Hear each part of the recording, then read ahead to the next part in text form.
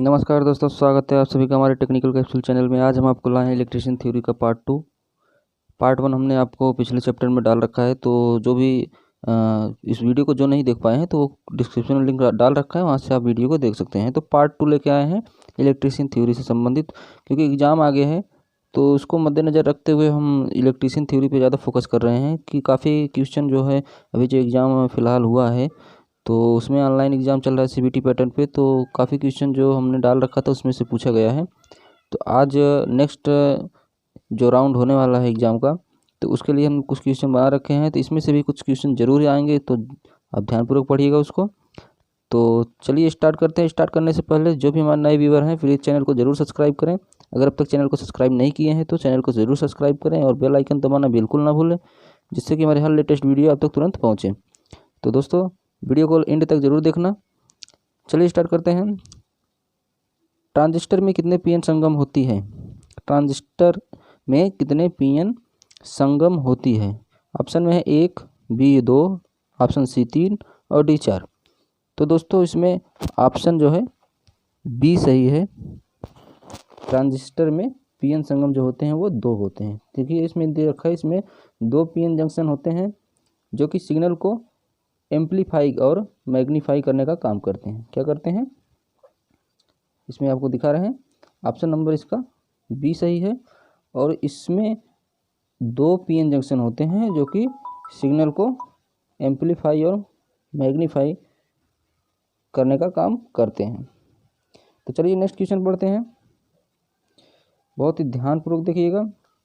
Question number 2 है SCR में कितने पीएन संगम होते हैं? पीएन संगम से काफ़ी क्वेश्चन नेक्स्ट ईयर में पूछा था, तो जो प्रीवियस ईयर एग्जाम हुआ है उसमें काफ़ी पूछा था कि पीएन संगम से रिलेटेड क्वेश्चन, तो उसी को हम दोबारा रिलीज कर रहे हैं अपने चैनल के माध्यम से। तो चलिए एससीआर में कितने पीएन संगम होते हैं? तो ऑप्शन दे रखा है, option A 1, option B 2, option C 3 और ऑप्शन डी 4।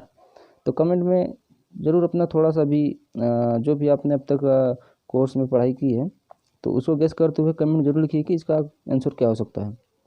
तो ऑप्शन हम आपको बता रहे हैं, इसका ऑप्शन सही है ऑप्शन नंबर सी। एससीआर में कितने पीएम संगम होते हैं? चलिए ये तो हो गया एससीआर में कितने पीएम संगम। एससीआर होता क्या है, इसका फुल फॉर्म क्या है आपको बता देते हैं। इसको थायरिस्टर भी बोलते हैं, एससीआर को थायरिस्टर भी बोलते हैं, जिसका फुल फॉर्म होता है silicon controlled rectifier. Silicon control rectifier हमने यहाँ पे नीचे लिख रखा है, इसको ध्यान से पढ़ लीजिएगा। सिलिकॉन कंट्रोल्ड रेक्टिफायर भी कहा जाता है। यह एक बहुपरत अर्धचालक युक्त है। इसमें 4 परत पी और एन प्रकार के पदार्थों की होती है जो कि एक के बाद एक लगे रहते हैं। इसमें 3 पीएन जंक्शन होते हैं। यहाँ पे देखो नीचे यहाँ लिख रखा है, इसमें 3 पीएन जंक्शन होते हैं। तो इसमें एससीआर में कितने पीएन संगम होते हैं? वो होते हैं 3। चलिए नेक्स्ट क्वेश्चन बढ़ते हैं। डीसी जनित्र का कार्य सिद्धांत क्या है? डीसी जनित्र जो होता है, जनरेटर होता है डीसी जनित्र, उसका कार्य सिद्धांत क्या है? ऑप्शन ए है अन्योन प्रेरण, बी फैराडे का विद्युत चुंबकीय प्रेरण, सी ओम का नियम, डी क्लार्क का सिद्धांत। तो ऑप्शन इसका जो है बी सही है। ऑप्शन बी सही है। फैराडे का विद्युत चुंबकीय प्रेरण जो है डीसी जनित्र कार्य करने का सिद्धांत है। नेक्स्ट क्वेश्चन चलते हैं। ट्रांसफार्मर का कार्य सिद्धांत क्वेश्चन में पूछ रहा है, ट्रांसफार्मर किस सिद्धांत पे कार्य करता है? तो ऑप्शन ए है फ्लेमिंग के दाएं हाथ का नियम, बी फ्लेमिंग के बाएं हाथ का नियम, सी अन्योन प्रेरण, डी फैराडे का नियम। तो दोस्तों ट्रांसफार्मर से रिलेटेड क्वेश्चन अक्सर पूछता है एग्जाम में, तो ध्यानपूर्वक पढ़िए इसको। तो चलिए क्वेश्चन का हम आंसर बता देते हैं आपको। क्वेश्चन का आंसर जो है वो है आपका क्वेश्चन का आंसर सी, अन्योन प्रेरण जो है इस सिद्धांत पे ट्रांसफार्मर काम करता है। तो इसमें नीचे हमने लिख रखा है ट्रांसफार्मर, यहाँ पे देख लीजिए, ट्रांसफार्मर अन्योन्य प्रेरण के सिद्धांत पर आधारित होता है। ट्रांसफार्मर की सहायता से प्रत्यावर्ती धारा को बढ़ाया या कम किया जा सकता है। मतलब जो भी करंट आपको सप्लाई के लिए ट्रांसफार्मर भेजता है वो ट्रांसफार्मर के द्वारा ही कम या ज़्यादा वोल्टेज भेजा जाता है। चलिए नेक्स्ट क्वेश्चन की तरफ बढ़ते हैं। ट्रांसफार्मर परिवर्तित करता है। जी हाँ दोस्तों, बहुत ही इम्पॉर्टेंट क्वेश्चन है। ट्रांसफार्मर क्या परिवर्तित करता है? ऑप्शन ए है शक्ति, दूसरा है ऑप्शन बी वोल्टेज, सी आवृत्ति, डी प्रतिरोध। तो ऑप्शन इसका सही है बी। ट्रांसफार्मर जो परिवर्तित करता है वो वोल्टेज परिवर्तित करता है। तो नीचे यहाँ लिख रखा है ट्रांसफार्मर का कार्य, यहाँ लिख रखा है ट्रांसफार्मर का कार्य परिपथ में प्रवाहित विद्युत धारा के विभव को परिवर्तित करना है। जब विद्युत को अधिक दूरी वाले स्थान तक पहुंचाना होता है तो परिपथ में तार के प्रतिरोध के कारण ऊर्जा की हानि होती है। इस ऊर्जा क्षय को विभव बढ़ाकर या कम किया जा सकता है। यही कार्य हमारे घर के पास लगे ट्रांसफार्मर कर। जी हाँ दोस्तों, जो घरेलू बिजली का जो प्रयोग होता है, जो ट्रांसफार्मर से सप्लाई की जाती है, वहाँ पे भी वही कार्य करता है कि जब विद्युत को अधिक दूरी वाले स्थान पर भेजना होता है तो वहाँ पे जो है वोल्टेज के माध्यम से इसको सप्लाई किया जाता है। नेक्स्ट क्वेश्चन चलते हैं। चुंबकीय पदार्थ के बार बार चुंबकित तथा विचुंबकित होने में होने वाली हानि, मतलब चुंबकीय पदार्थ को बार बार आप चुंबकित, मतलब एक बार सटाना फिर उसको वहाँ से छुड़ाना, इससे जो हानि होती है उस पदार्थ में क्या होती है, आइए इसके बारे में जानते हैं। ऑप्शन ए है एडी करंट हानि, बी आवृत्ति हानि, सी ताम्र हानि, डी हिस्टेरिस हानि। तो दोस्तों इसका जो आंसर, राइट आंसर है वो है हिस्टेरिस हानि। तो नेक्स्ट क्वेश्चन की तरफ बढ़ते हैं। ट्रांसफार्मर कार्य करता है, मतलब ट्रांसफार्मर किस पर कार्य करता है? ऑप्शन में एसी पे, या ऑप्शन बी डीसी, सी दोनों से, या डी किसी पर नहीं। तो जो ट्रांसफार्मर कार्य करता है वो आपका ऑप्शन नंबर ए सही है। ट्रांसफार्मर हमेशा एसी का, मतलब अल्टरनेटिव करंट के माध्यम से ही कार्य करता है। नेक्स्ट क्वेश्चन पे चलते हैं। 8 पोल सिंप्लेक्स वेव बाउंड जनित्र में समांतर पथों की संख्या क्या है? जो 8 पोल सिंप्लेक्स वेव बाउंड जनरेटर होता है उसमें समांतर पथों की संख्या कितनी होती है? तो चलिए आपको बता देते हैं। इसमें ऑप्शन ए है 2, ऑप्शन बी 4, सी 6, 8 जो है ऑप्शन डी है। ऑप्शन डी में 8 है। तो इसका जो राइट आंसर है वो है दोस्तों ऑप्शन ए। जो 8 पोल सिंप्लेक्स वेव बाउंड जनित्र में समांतर पथों की जो संख्या होती है वो जो कि 2 होती हैं। नेक्स्ट चलते हैं।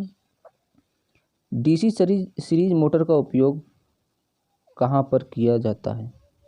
डीसी सीरीज मोटर का उपयोग कहाँ पर किया जाता है? ऑप्शन ए है ब्लोअर, बी ग्राइंडर, सी होएस्ट और डी जो है प्रेस। तो दोस्तों इसका जो राइट आंसर है वो है होएस्ट। होएस्ट के लिए डीसी सीरीज मोटर का उपयोग किया जाता है। मतलब जहाँ पे भारी कार्य किए जाते हैं, बड़े बड़े वजन को उठाना है और ज़्यादा लोड लेकर कार्य करना है, तो वहाँ पे डीसी सीरीज मोटर का प्रयोग किया जाता है। मतलब हैवी ड्यूटी के लिए डीसी सीरीज मोटर का उपयोग किया जाता है। नेक्स्ट क्वेश्चन चलते हैं। क्वेश्चन नंबर 10 जो है, किस मोटर का स्टार्टिंग टार्क अधिक होता है? यह दोस्तों काफ़ी क्वेश्चन ये पूछ चुका है कई बार एग्जाम में कि किस मोटर का स्टार्टिंग टार्क जो है अधिक होता है। तो ऑप्शन ए है DC series motor, B DC shunt motor, C DC compound motor, D सभी मोटरों का। तो इसका जो राइट आंसर है दोस्तों वो है DC series motor, option A.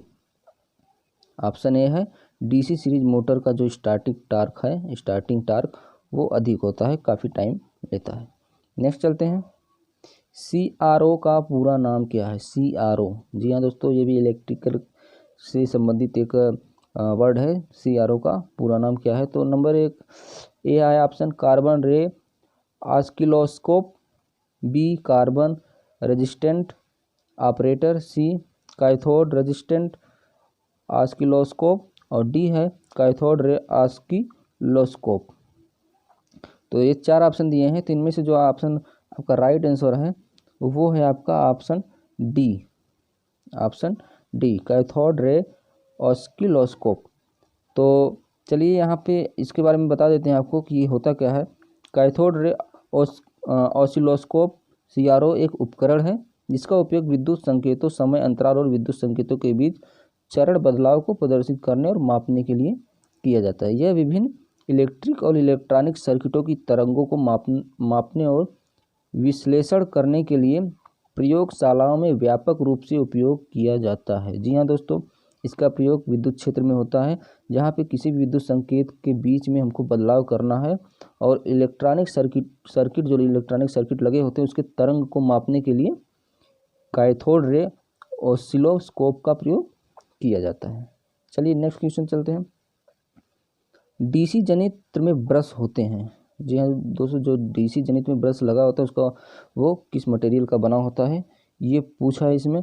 Option A है कार्बन के, B अभ्रक, C सिलिकॉन, D चुंबक। तो इसका जो राइट आंसर है वो है ऑप्शन नंबर ए, कार्बन से DC जनित्र के जो ब्रश होते हैं वो बने होते हैं। आइए इसके बारे में थोड़ी जानकारी लेते हैं। ब्रश प्रायः ग्रेफाइट कार्बन के पाउडर से बनाया जाता है। पाउडर को किसी प्रेस में अत्यधिक दाब पर दबाते हैं, फिर इसको जो है 1200 डिग्री पर सिंटरिंग की जाती है। सिंटरिंग एक क्रिया है जिससे वह काफ़ी हार्ड हो जाता है। सिंटरिंग की जाती है, अंत में इसको ग्राइंडिंग करके सही आकार में लाया जाता है। जी हाँ दोस्तों, 1200 डिग्री सेल्सियस पर इसको सिंटरिंग करने के बाद फिर इसको ग्राइंडिंग किया जाता है। जिस साइज़ में हमको इसको बनाना है उसी साइज़ में ग्राइंड करके उसको वास्तविक आकार में लाते हैं। चलिए नेक्स्ट क्वेश्चन चलते हैं।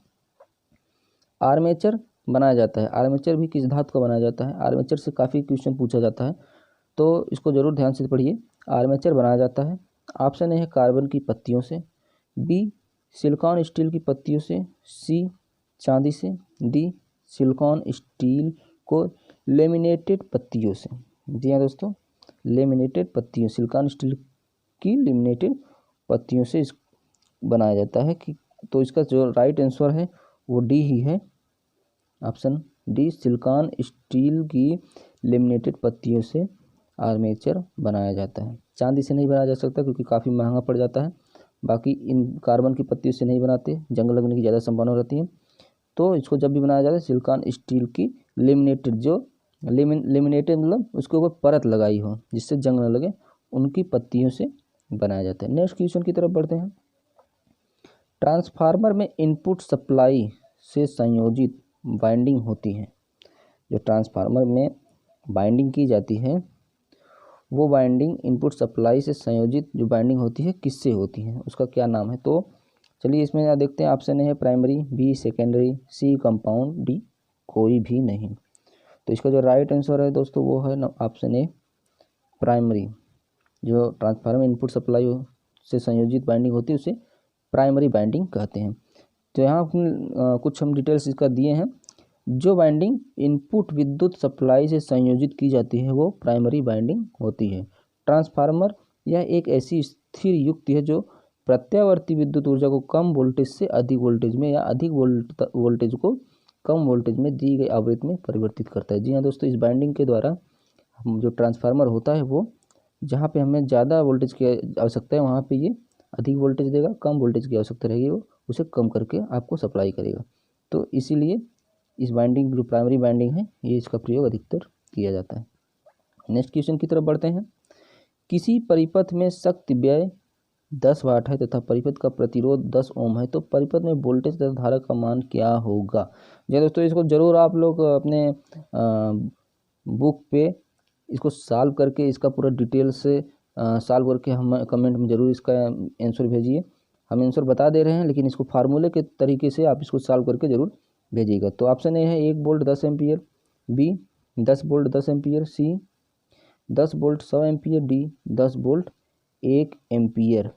तो इसका जो राइट आंसर है वो है ऑप्शन D 10 वोल्ट 1 एम्पियर। जी हाँ दोस्तों, हम इंतज़ार करेंगे कि इसका जो भी फार्मूला है उस फार्मूले को अपना के आप इसको पूरा सॉल्व करके कमेंट में ज़रूर भेजेंगे। चलिए नेक्स्ट क्वेश्चन की तरफ बढ़ते हैं। SCR में होते हैं। SCR अभी इसके पहले जो क्वेश्चन आया था उसमें पूछा था SCR में कितने PN होते हैं। तो SCR का जो फुल फॉर्म ने बताया था सिलिकॉन कंट्रोल्ड रेक्टिफायर होता है इसका फुल फॉर्म। S से होता है सिलिकॉन, C से होता है कंट्रोल्ड और जो R है इससे होता है रेक्टिफायर। तो ऑप्शन है anode base cathode, B anode gate cathode, C emitter base collector, D source drain gate. तो ये 4 ऑप्शन दिए हैं। इन चारों में जो आपका राइट आंसर है वो है आपका आंसर जो ऑप्शन नंबर बी सही है, एनोड गेट कैथोड।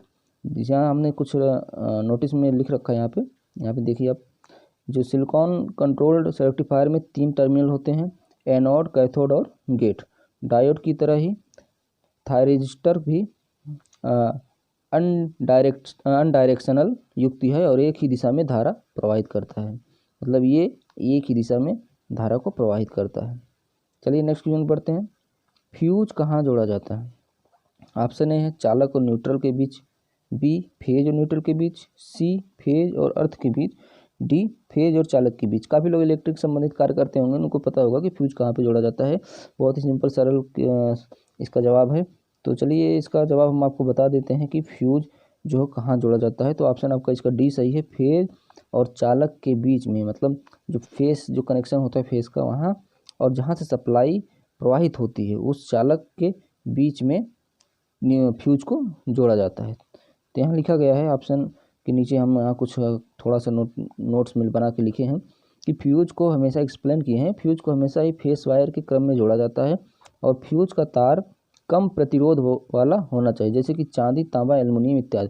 चांदी महंगे होने के कारण इसका इस्तेमाल बहुत ही कम किया जा सकता है। जी हाँ दोस्तों, इसको हमने इसलिए लिखा कि काफ़ी लोग चांदी का भी यूज करने लग सकते हैं, क्योंकि दोस्तों चांदी बहुत महंगा है। चांदी का यूज बहुत ही कम किया जाता है इलेक्ट्रिक क्षेत्र में। जहाँ पे ज़्यादा लोड दिया जाता है वहाँ पे चांदी का प्रयोग हो सकता है, तो इस्तेमाल बहुत कम किया जाता है। लेकिन ज़्यादातर लेड, टिन, एलॉय और का इस्तेमाल किया जाता है, जिसमें लेड मात्रा 65% और टिन की मात्रा 37% होती है।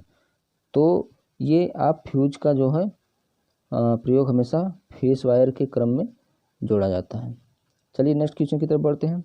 एक वाइंडिंग वाला ट्रांसफार्मर, इसको क्या कहते हैं? जो एक वाइंडिंग, सिर्फ सिंगल वाइंडिंग का ट्रांसफार्मर होता है, उसको क्या कहते हैं? ऑप्शन ए है compound transformer, B primary transformer, C auto transformer, D shunt transformer. तो इसका जो राइट आंसर है सी है, ऑटो ट्रांसफार्मर एक वाइंडिंग वाला ट्रांसफार्मर होता है। तो यहाँ पे हमने इसका एक्सप्लेन किया है ऑटो ट्रांसफार्मर के बारे में।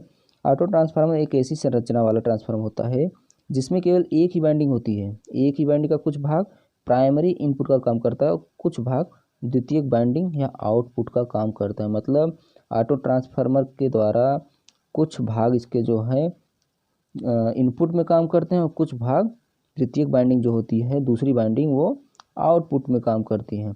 इसलिए इसका प्रयोग अधिकतर किया जाता है ऑटो ट्रांसफार्मर का। नेक्स्ट क्वेश्चन की तरफ बढ़ते हैं। ब्लैक ईएमएफ का मान आर्मेचर के ईएमएफ से होता है। मतलब इसे पूछ रहा है कि ब्लैक ईएमएफ का जो मान होता है वो आर्मेचर के ईएमएफ से अधिक होता है या कम होता है, इसको जरूर गेस करके बताइए। चलिए हम आपको ऑप्शन बताते हैं। ऑप्शन इसका जो है इसमें थोड़ा उल्टा हो गया है, तो ऑप्शन ए जो है कम, बी जो ऑप्शन है वो थोड़ा ऊपर नीचे हो गया है, तो थोड़ा सा राइटिंग में प्रॉब्लम हुई है। तो ऑप्शन ए है अनंत, बी बराबर, सी अधिक और डी कम। तो इसका जो राइट आंसर है दोस्तों वो है अनंत।